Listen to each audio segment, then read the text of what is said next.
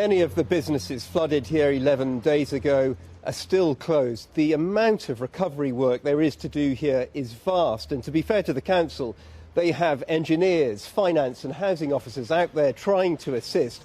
But as its leader, Andrew Morgan, put it to me yesterday, the multi-million-pound repair operation is the easy part.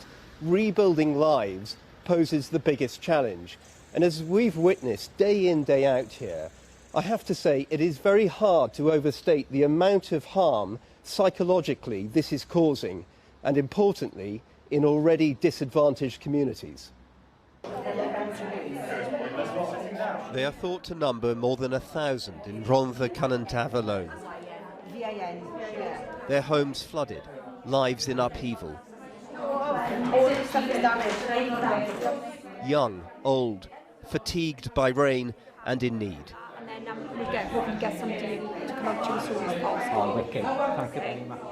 Centres like this now facilitating the council's initial £500 per home emergency payments and more.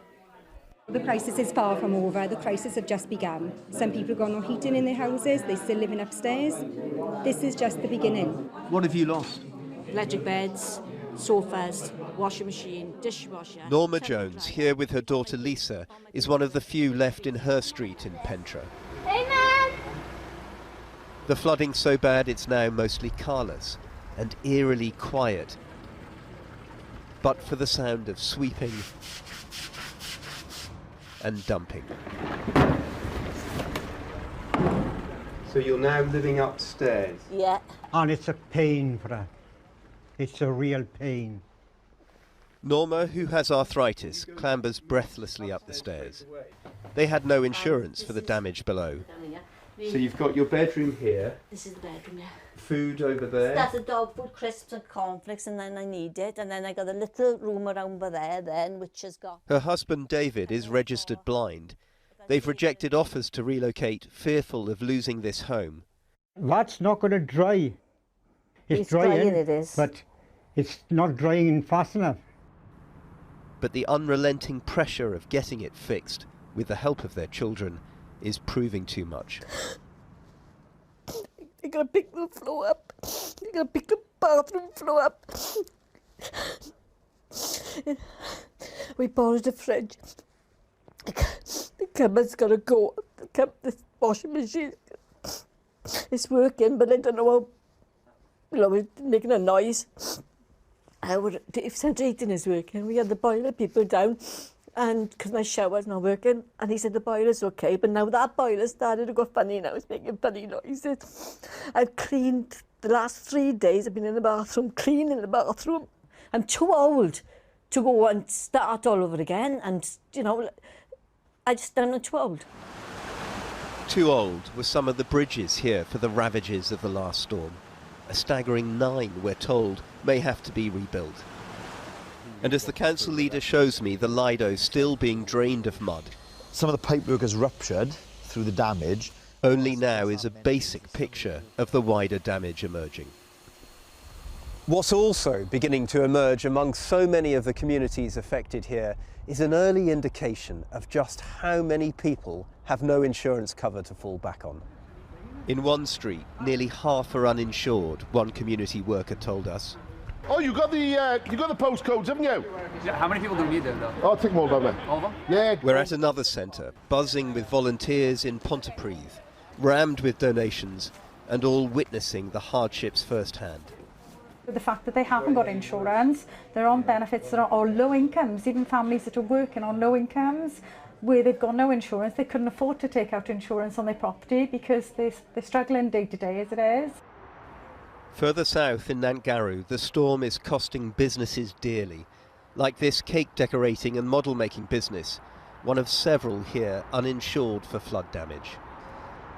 At this point, we think we've lost in the region of £300,000 to £400,000. We have no insurance, so we're on our own. It's 15 years worth of investment gone in one day. Among the 30 jobs he's trying to save, this 23-year-old's, whose home was flooded too, and whose patience with the authorities like Steve's is rapidly running out. My biggest worry is that Steve is going to move the place of the business because he's not going to be able to have insurance here. And then I'm going to be stuck because obviously I don't have a car anymore because that's gone with the floods. And I'm going to be stuck without a job trying to fix up my house with no money and just waiting for the flood to happen again to wipe out all of my hard work again. There's a little boy in our street. As he was being taken onto the boat, they had to leave his parents behind, and he was crying and screaming, "But Mummy, are you going to die?" That little boy is going to grow up with that memory, probably been his first memory. Sorry. Like, my sister already has an anxiety disorder. There's no counsellors come in. There's no one saying, "Oh, we'll set up a support group." Nothing that side. The First Minister of Wales has told us counselling services are available through a helpline. Others want to know what happens when that initial emergency funding runs out. Well, what they will get now will be the longer-term help that we will mobilise with our colleagues in the field, working with the UK government as well. But how much money might that be? That's what families would like to know. Yeah, well, I think families understand that it's just not possible because they themselves will not know how much money they will need, and it will vary from household to household. But First Minister, they need some assurances now. What they need, I think what they will understand they need, is they need immediate help, which is being mobilised for them, and they need assurances that public services in Wales, including the Welsh Government, will be there with them over the long haul. We're able to give them that assurance. And for so many here, as elsewhere, traumatised and vulnerable, it will indeed be a long haul, bewildered by the magnitude of the challenges ahead, and all the time terrified of it happening again.